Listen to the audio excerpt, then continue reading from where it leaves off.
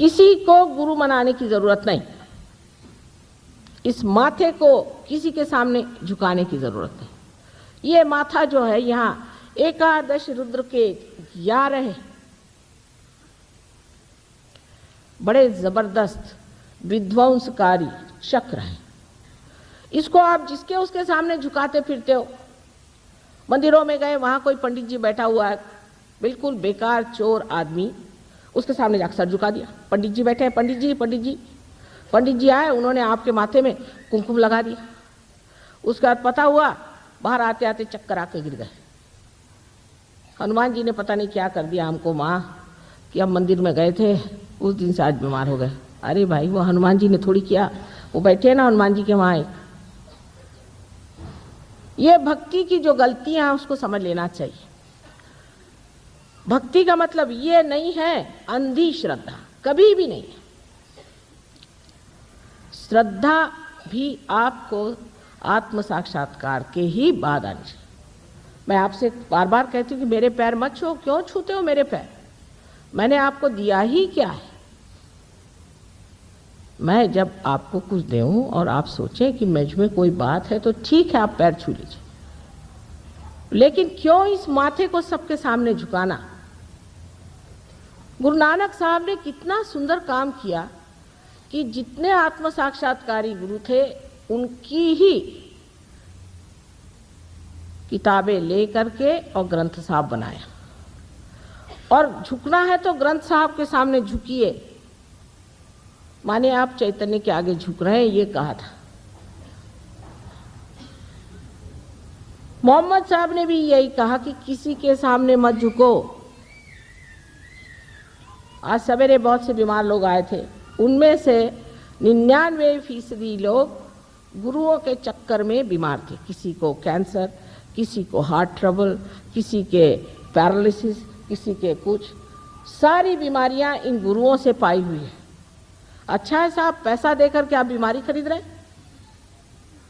यह कोई भक्ति हुई? भक्ति में एक चीज जिसको मराठी में डोळस भक्ति कहते हैं कि आंख खोल के भक्ति करना चाहिए। ये देखना चाहिए कि इनके पास गया हुआ आदमी जो है उसका क्या हाल है, ये दे क्या रहा है, ये परम दे रहा है या कुछ कहीं की विभूति आ गई, कहीं का डायमंड आ गया। आपके ड्राइवर नौकरों को नहीं मिलेगा डायमंड। अगर आपके पास 25 डायमंड हो गए तो 1 डायमंड मिलेगा और बाकी सब गायब। ऐसे चक्करों में आप रह करके बाद में हार्ट अटैक लेकर मेरे पास पहुंचते हैं, माँ हमें हार्ट अटैक आ गया। ये भक्ति का हमारा स्वरूप है। डॉक्टर वॉरेन आप लोगों को बहुत मानते हैं और वो ये सोचते हैं कि आप लोग बड़े धार्मिक हैं, लेकिन भोलेपन की भी कोई हद होती है। इतना भोला होना अच्छा नहीं है, ऐसे गलतफहमी में घूमना अच्छा नहीं है। कोई भी आदमी जेल से छूट के आए, चाहे कहीं से आए, इसका पता नहीं किया आपने कि कौन है क्या है, और लगे उसके पीछे में। हमारे सरकारी नौकर, हालांकि हमारे पति एक सरकारी नौकर रहे और मशहूर है, बहुत ईमानदार, बहुत शरीफ आदमी, सब ऐसे ही गुरुओं के पीछे भागते। क्या उनके पास अकल नहीं है? अरे बड़े बड़े मंत्रीगणों का ये हाल है, छोड़िए बेचारे सरकारी नौकरों को। उनके सबके पास क्या अकल नहीं है कि उसकी कुंठित हो गई अकल? वो सोच नहीं सकते हैं कि ये आदमी है, ये पैसे की बातें करता है, ये डायमंड्स की बातें करता है, ये कहता है चल लाओ इतना पैसा निकालो। क्या हम लोगों को ये सोचना नहीं चाहिए कि अगर एक सरकारी नौकर के लिए इतना ईमानदार होना जरूरी है तो उस परमात्मा की जिसने चाकरी की है उसको कितना ईमानदार होना चाहिए?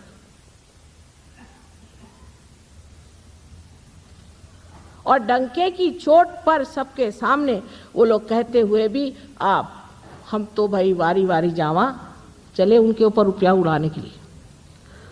हमारे यहाँ औरतें उससे भी बदतर इस मामले में हैं आदमियों से, इसीलिए आदमी औरतों को भी नहीं मानते। कोई गुरु बाबा जी आके बैठ गए, वो प्राइवेटली में जरूर औरतों से बात करेंगे। प्राइवेट क्या होता है परमात्मा के मामले? क्या परमात्मा प्राइवेट है? वो सबदु प्रकाशमान उस परमात्मा का प्राइवेटली बात करने का कौन सा सवाल उठता है, मेरे समझ नहीं आता। और हर तरह की चीजें आपने सुनी होंगी, अपने मंदिरों में होती है। जो जो बातें सुनी है तो ऐसा लगता है कि हे प्रभु, तुम्हारे नाम पर कितना अधर्म मेरे देश में हो रहा है। और बाहर जब जाते हैं तो लोग बताते हैं, हाँ हाँ हाँ रहने दीजिए, आपके यहाँ मंदिरों में आजकल गांजा बिकती है? हाँ, महालक्ष्मी के मंदिर में बंबई में गांजा बिकते हैं। पुलिस से कहो तो कहता नहीं, भाई हमारा कोई मतलब नहीं। वो कहते हैं कि आपके मंदिरों में जो हाल है, आप जाके अंदर देखिए क्या हाल है। लेकिन हम लोग इस ओर नजर नहीं करते। हम लोग सोचते नहीं कि परमात्मा शुद्ध है, पवित्र है, शुभकारी है। ऐसे अशुभ चीजों के तरफ जब हम अपनी नजर घुमाएंगे तो हमारा भी अशुभ होने वाला है। हमारा क्या शुभ होगा?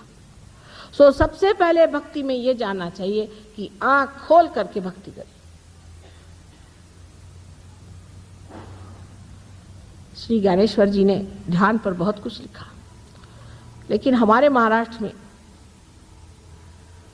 लोग हाथ में झांझरी लेकर के विठ्ठल विठ्ठल विठ्ठल विठ्ठल, 1 महीना पैदल भूखे ऐसे जाते हैं, मुंह में तंबाकू रख के। ये कोई भक्ति हुई?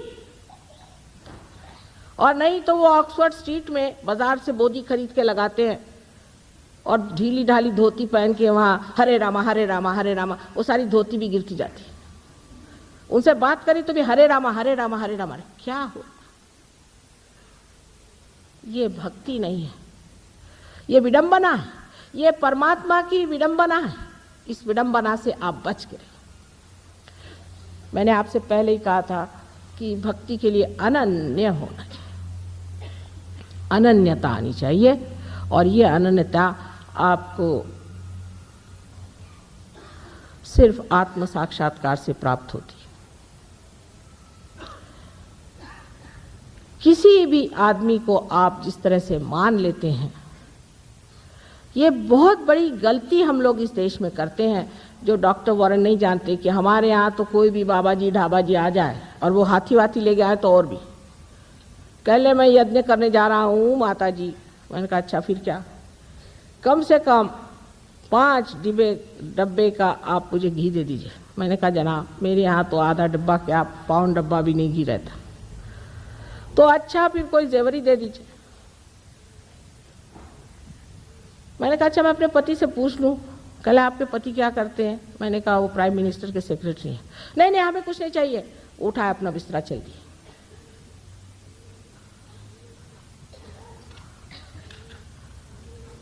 कहले धर्म में पति से पूछने की कोई जरूरत नहीं। मैंने कहा बाबा रे बाबा, एक बार सीता जी ने अपने देवर की बात नहीं मानी और संकट आ गया। मैं उनसे पूछे बगैर कोई काम नहीं करना। ये चीज हमारी जो अंदर एक भोलापन, जिसको कि मैं बेवकूफी कहती हूँ।